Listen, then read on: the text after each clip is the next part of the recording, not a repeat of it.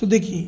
सबसे पहले अगर हम 1 मार्क्स के और 2 मार्क्स के क्वेश्चन का बात करें तो 1 मार्क्स और 2 मार्क्स के जो क्वेश्चंस होते हैं वो इतने टॉपिक्स को कवर कर लेंगे अगर आप, तो सारे 1 मार्क्स और 2 मार्क्स के क्वेश्चंस आपके कवर हो जाएंगे। जैसे इक्विपोटेंशियल सरफेस चैप्टर नंबर 2 में है, electric field due to axial and equatorial chapter 1 में है, stopping potential, Rutherford scattering, permeability permittivity, Ohm's law, magnetic moment relation electric field और मैग्नेटिक फील्ड में, गॉस लॉ के तीनों applications, derivation flux,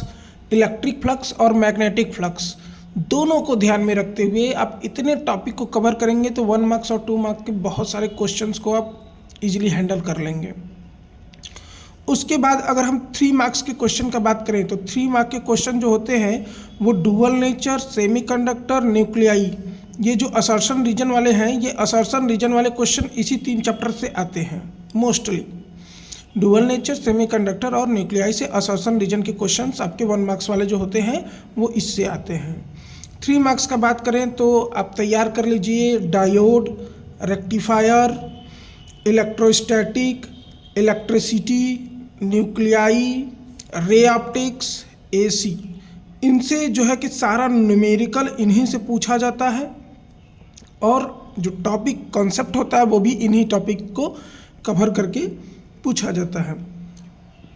ray optics में आपको 2 तरीके के क्वेश्चंस आ सकते हैं, एक तो इमेज पोजीशन वाला कोई न्यूमेरिकल दे सकता है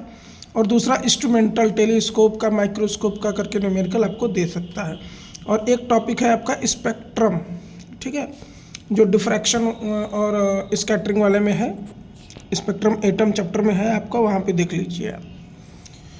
उसके बाद अगर हम केस बेस्ड क्वेश्चन का बात करें, हाँ, इंडक्शन को जरूर ध्यान रखिएगा। इंडक्शन से एक क्वेश्चन एकदम 3 मार्क्स का एकदम फिक्स होगा, या तो म्यूचुअल से 60% आने की संभावनाएं हैं और सेल्फ इंडक्शन जो होता है वो 40% इस बार आने की संभावनाएं हैं, यानी मोस्टली म्यूचुअल इंडक्टेंस से ही आने की संभावनाएं हैं। 4 मार्क्स का अगर बात करें तो 4 मार्क्स में सेमीकंडक्टर हो गया, वेव ऑप्टिक्स हो गया, डुअल नेचर हो गया, ये केस बेस्ड जो क्वेश्चन होते हैं 4 मार्क्स वाले 2 क्वेश्चन, वो इन्हीं 3 चैप्टर से ज़्यादा पूछे जाते हैं, ठीक है। उसके बाद अगर हम बात करें 5 मार्क्स के क्वेश्चंस का, तो आपके ये हैं टॉपिक्स और चैप्टर जिससे 5 मार्क्स के क्वेश्चंस आपसे पूछे जाते हैं। जैसे चैप्टर 9 से लेंस मेकर, 10 से आपका वेव फ्रंट एप्लीकेशन हो गया, जो रे लॉ ऑफ रिफ्रैक्शन और लॉ ऑफ रिफ्रैक्शन को फॉलो करता है वो एप्लीकेशन, हाइगेन्स प्रिंसिपल,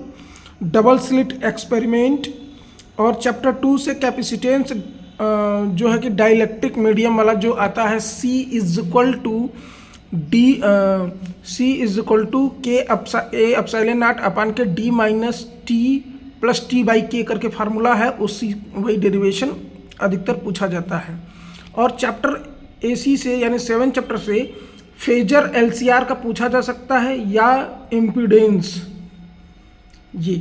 इतने सारे चैप्टर को कवर करेंगे तो 5 मार्क्स वाले क्वेश्चंस आपके हो जाएंगे। तो all the best for your examine, आप लोग अच्छे से करिए और बढ़िया मार्क्स लाइए।